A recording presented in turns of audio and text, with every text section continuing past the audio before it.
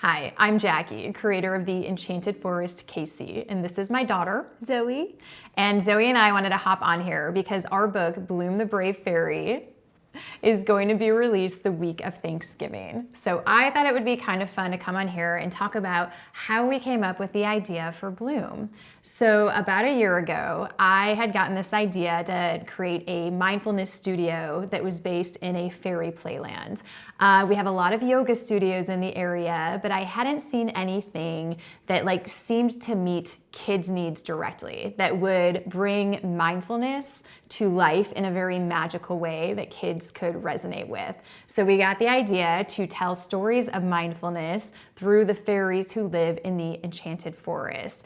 And that's where Zoey came in, because Zoey is one of the most creative people that I know. So we were sitting around the kitchen table one night, and I just said, okay, Zoey, imagine a fairy named Bloom. Actually, her original name wasn't going to be Bloom, was Bella. it? It was going to be Bella, but there was already a book called Bella the Brave, something or another. I forgot about that. Anyways, sidebar. So I was like, okay, so there's this fairy. She's the bravest fairy in all the Enchanted Forest. But she didn't start out that way, kind of like a superhero. I was like, what is her origin story? How did she become brave? And Zoey just rattled off this entire story that left me in tears by the end of it. And that was kind of the story concept for Bloom. So I thought that Zoey could talk a little bit about how she came up with the story or the concept behind Bloom, and how mindfulness helped her as she was growing up. She's 12 now in middle school, but when she was in elementary school, she also had a lot of big fears like Bloom.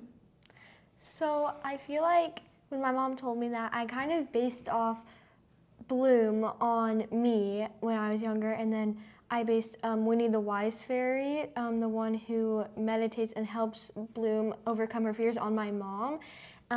So when I was younger, I used to have a little bit of trouble sleeping. I was scared of a lot of things. And my mom every night before bed, we would do a meditation. I think the one I remember most is the Cloud Watcher meditation, where you pretend your thoughts are like little clouds, and you watch them just floating away. That's what Bloom does in the story, and it feels so peaceful. And so as I was telling the story, I kind of took Bloom and put a little me into her, and as I was going throughout the story, I would add my little fears into it. Like maybe I used to be really scared of spiders, so part of the book is she's very scared of them, and then I meet my mom and we do the exact Cloud Watcher meditation that used to be my favorite, and it would help me a lot.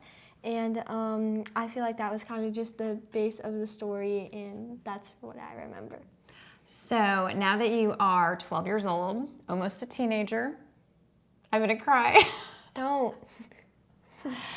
How would you say that learning some of these mindfulness strategies, I'm crying, like when you were a kid, when you were younger, how would you say they have helped you now as you're older when you run into situations? Because we all still feel fear sometimes, right?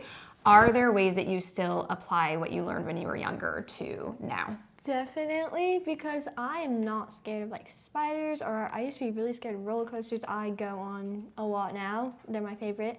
And I don't have sleeping problems anymore. I sleep just fine. So I feel like the meditations have definitely helped me overcome those fears or problems that I used to have. But I do have more maybe fears, new fears. Maybe school. Sometimes school is more of a fear than it used to be, and a little more of a challenge, I feel like. And so I always, sometimes before bed, I still do the Cloud Watcher meditation sometimes and just watch my thoughts drift away.